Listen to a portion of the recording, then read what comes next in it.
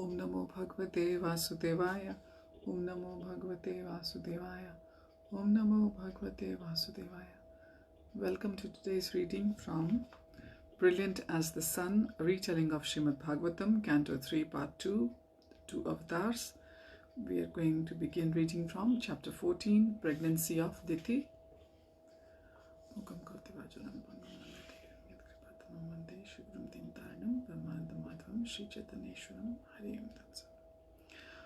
Overcome by passion, Diti entices her husband Kashyap to unite with her at an inauspicious time.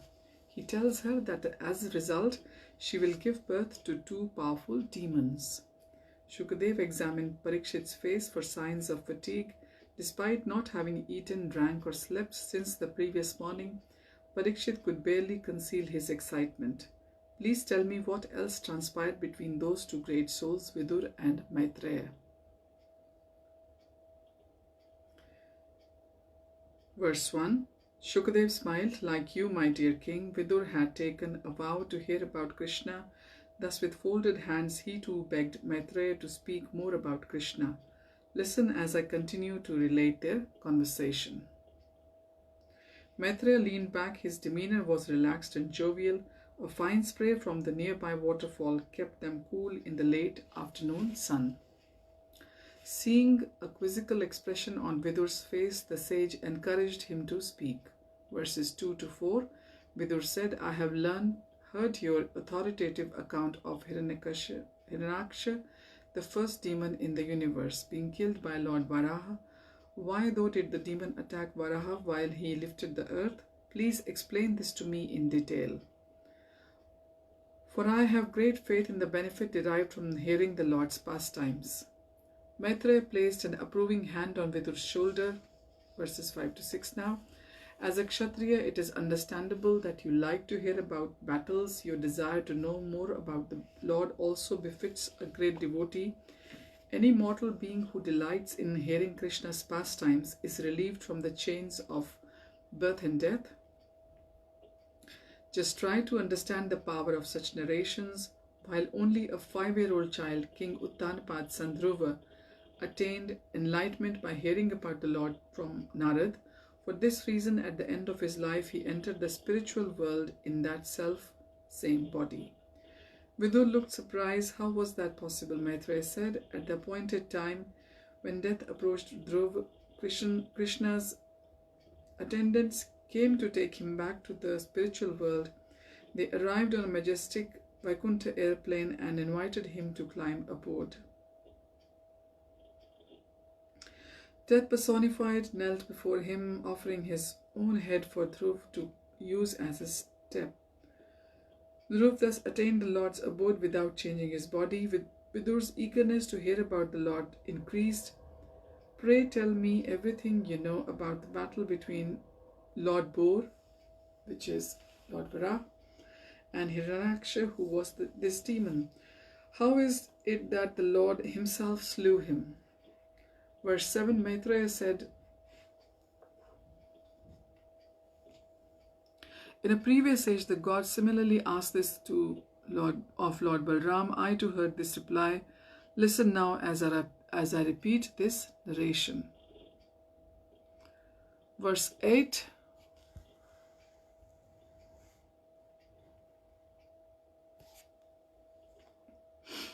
Diti plucked some of the large golden flowers from the champa trees to decorate her hair, and their sweet spicy fragrance aroused a desire. Picking up her water pitcher, she glanced at her reflection in the clear river water. She smiled. Surely her husband Kashyap, the exalted son of sage Marichi, would not be able to resist her charms this evening. She walked toward her husband's ashram, her hips swaying from side to side, her mind imagining her husband's embrace. Tonight she would conceive. Her body was ready. Verse 9, the rays of the setting sun cast a golden glow over Kashyap's muscular physique. The sacrificial fire created a diaphanous veil of smoke that shrouded his handsome features. Diti's passions increased as she approached him. Her uncovered hair spread over her shoulders. Coming closer, her heart sank in disappointment. He was in a meditative trance.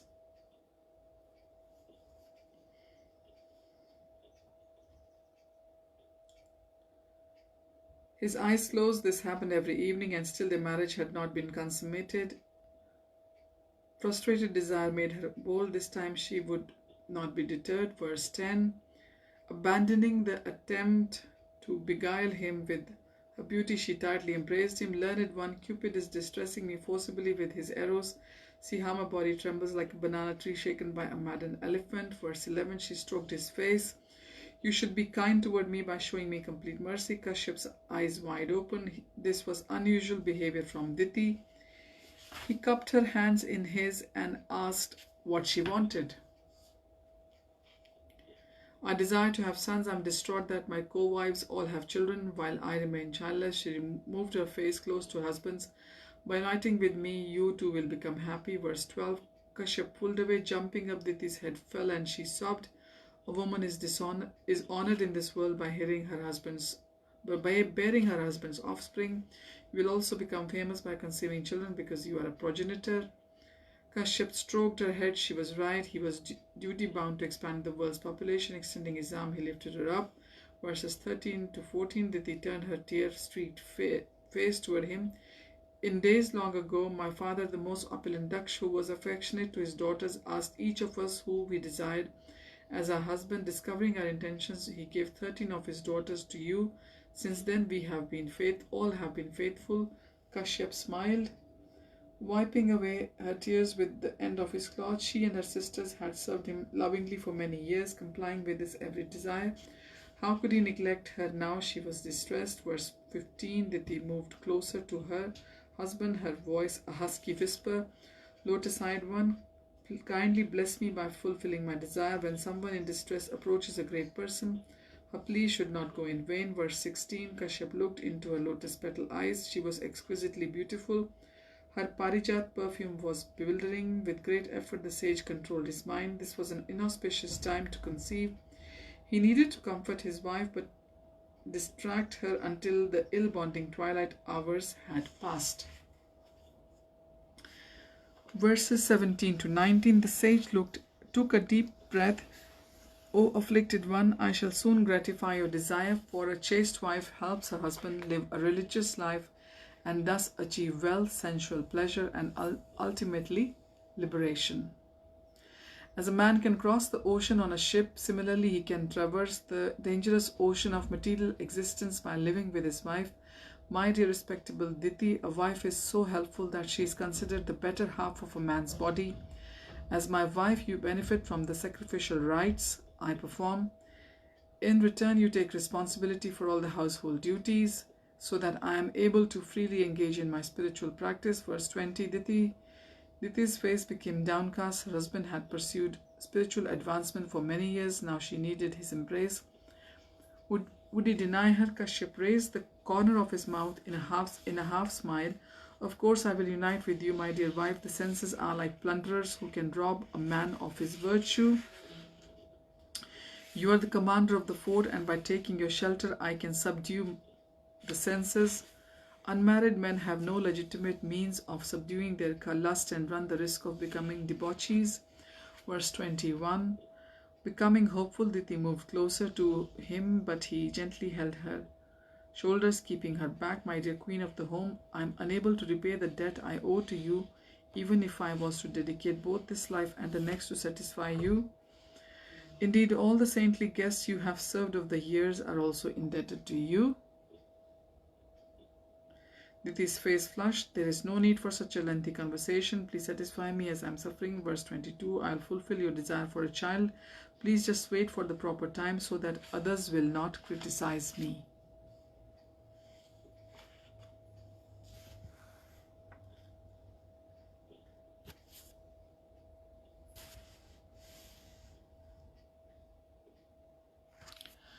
Okay. Diti frowned. Why would anyone criticize him?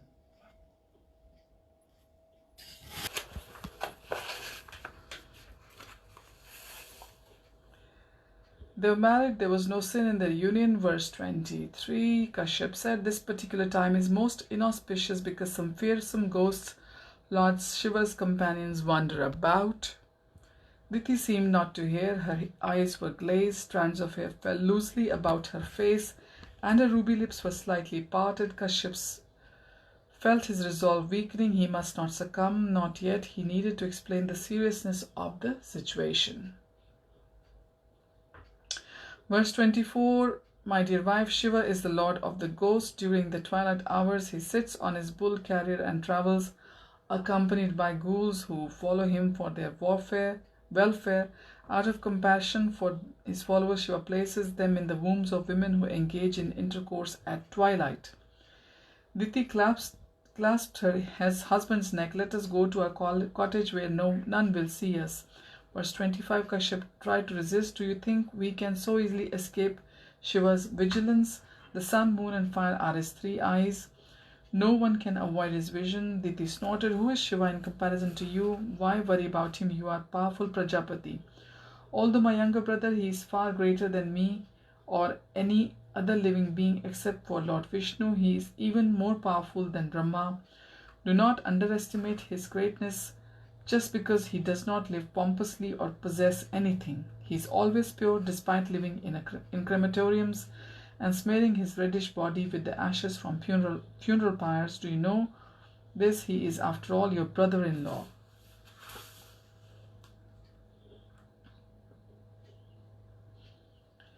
Verse 26, Diti ran a finger over Kashyap's face. I am suffering too much to fear him. There is no reason for you to be afraid either, my dear husband, as you are his relative and respected for your eminence. Taking a deep breath, Kashyap said, my dear wife, Shiva does not especially favor anyone. He sees everyone as connected to him. To him, no one is particularly respectable or condemnable.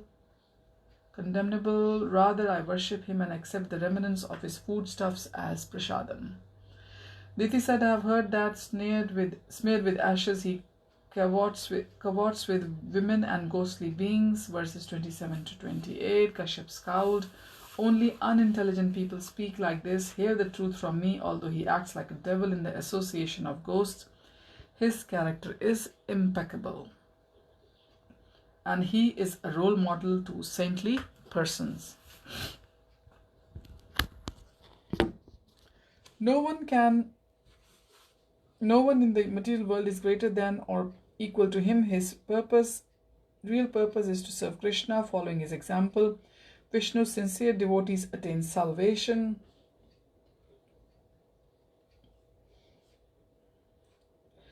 The less intelligent do not know that Shiva always meditates on Krishna. He considers that the scents, flowers, cloth and ornaments offered to him are really meant for the worship of Krishna, his master. Therefore, he does not enjoy himself. Unfortunate people who criticize Shiva are addicted to bodily luxuries. They do not realize that one day they will die and their bodies will be fit to be eaten by dogs. Kashyap's voice softened. Verse 29, my dear wife, you should know that I am nothing compared to Shiva.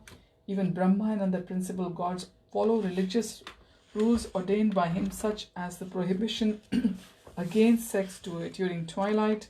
Shiva is the husband and controller of Durga, the personified material energy, the cause of material creation. He is great, and his renunciation of material enjoyment is the ideal example of detachment. His ghostly antics are incomprehensible to mortals and should not be imitated. Verses 30 to 31.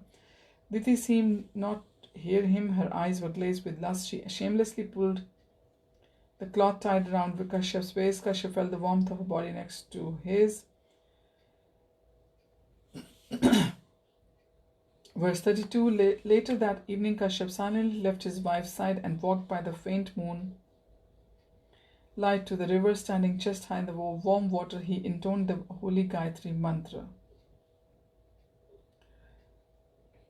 So the time was wrong, but it seemed that all the powerful fate had decreed their union at that moment. Standing up, he led Diti into their cottage.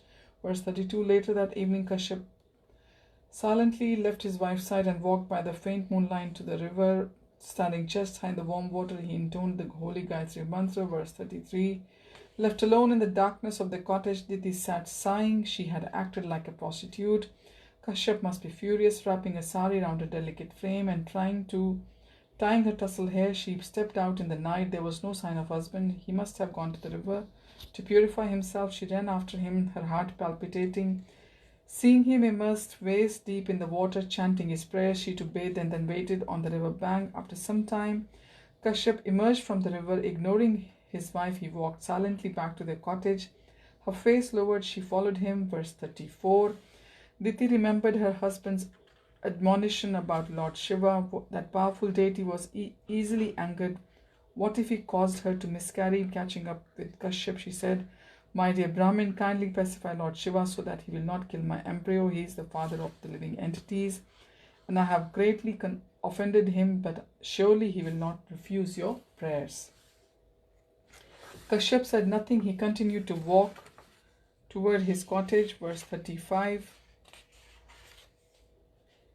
Diti folded her palms and began to pray, "O my Lord Shiva, I offer you my obeisance. You can surely make me weep because you are quickly angered. Thus you are known as Rudra, the ferocious god. Yet I know that you are also called Ashutosh, the compassionate fulfiller of desires."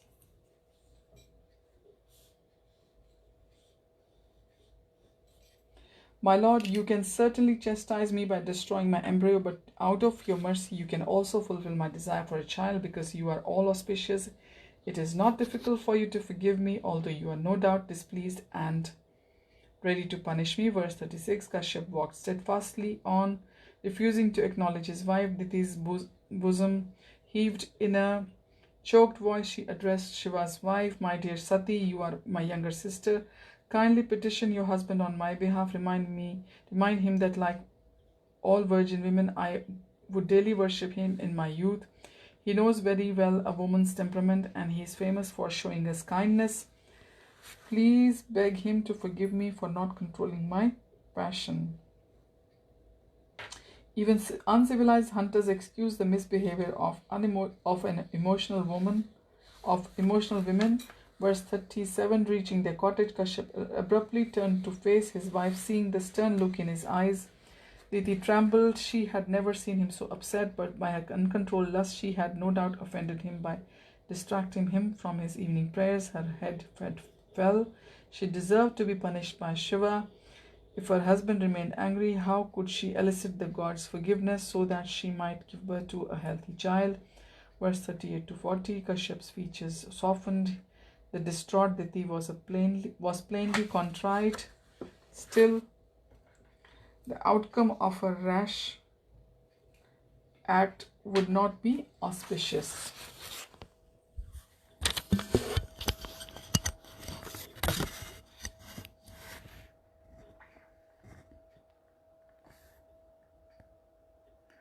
Okay.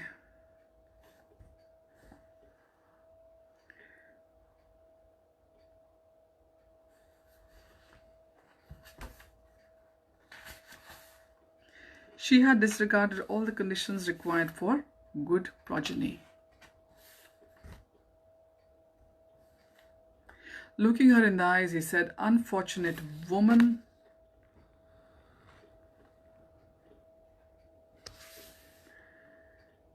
you will give birth to two ill-omened sons.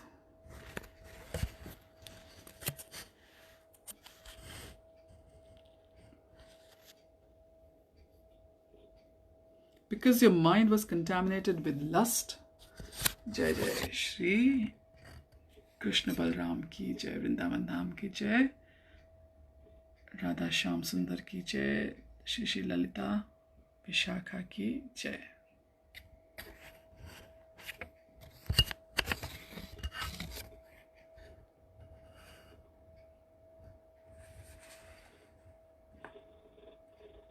Because your mind was contaminated with lust during conception, your sons will be cruel-minded.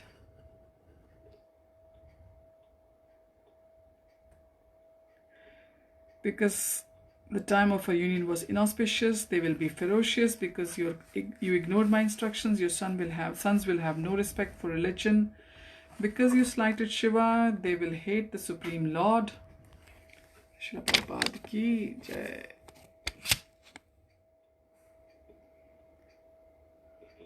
They will hate the Supreme Lord. They will kill poor faultless creatures, torture women, and enrage the great souls. Diti winced as Kashyap continued. Verse 41.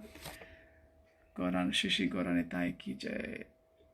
This is spiritual master of Srila Prabhupada, Srila Bhakti Siddhanta Swami, and this is Srila Bhaktivedanta Swami Prabhupada Ki Jai.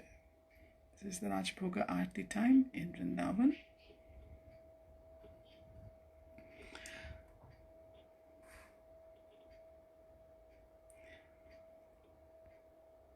Verse 41, however, the Supreme Personality of Godhead, the Lord of Universe, who is everyone's well-wisher, will descend and kill them.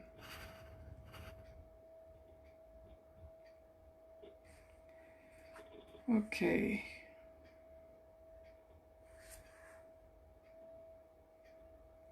Just as Indra smashes mountains with his thunderbolts.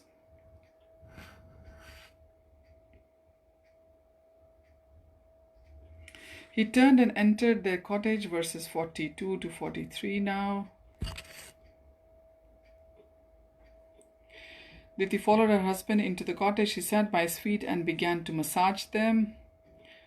It is very good that my sons will be slain by the Lord himself, she said. They are fortunate that they will see his beautiful upraised arm holding his chakra. Killed by him, they will certainly attain liberation. On hearing they would anger the great souls, I feared they might be killed by the Brahmins. A person too fearful to others who is cursed by a Brahmin is not shown mercy, even by the residents of hell.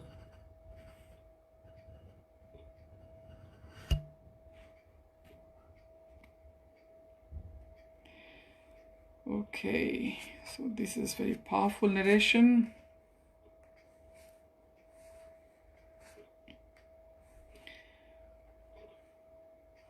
Or by those in the species where he takes his next birth, I am grateful they will be saved from such a fate. Verses 44 to 45 now. Kashyap, who had lain down to rest, sat up and addressed his wife in gentle tones. I am pleased with you on 4 counts: your repentance, your misconduct, for your misconduct, your proper discrimination regarding what will be auspicious for your sons, your unflinching faith in Krishna, and your respect for Shiva and myself. I will therefore give you a boon. A son of your eldest son will be great devotee of Vishnu. His fame will be broadcast equally with that of Lord. Now, this is all Lord's Leelas and how they unfold. You can see from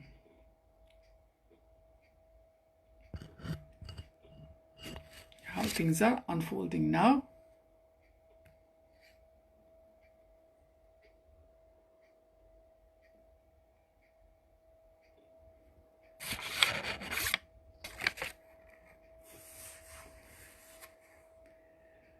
Verses 46 to 47, although your grandson will be persecuted and tortured by his father. So we know we're going to be soon hearing about Dhruva Maharaj as well. He will never bear him enmity, rather he will pray for his salvation in the Prahlad Maharaj, I think, yes. Rather he will pray for his salvation in the future. Krishna's devotees will follow his example by practicing freedom from animosity towards those who harm them. As gold is purified of impurities by being heated, similarly devotees will become pure by following in your grandson's footsteps. He will always please Krishna, since the Lord is in everyone's heart. As a supersoul, all the gods will also be pleased with him. Verses 48 to 50, indeed your grandson will be the topmost devotee of Krishna. He will constantly meditate on him and glorify his activities. He will thus easily attain the spiritual world after quitting his material body. He will be a reservoir of virtuous qualities.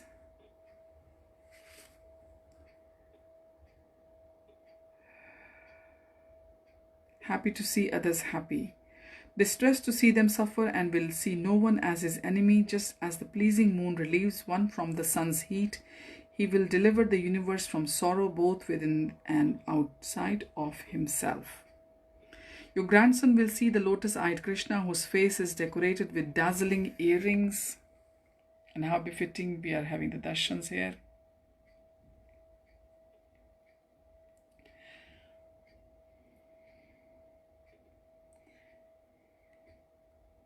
He will be reservoir of virtuous qualities, happy to see others happy, and just as distressed to see them suffer, and will see no one as his enemy. Just as the pleasing moon relieves one from sun's heat, he will deliver the universe from sorrow, both within this and outside of this world. He will see the lotus-eyed Krishna, whose face is decorated with dazzling earrings,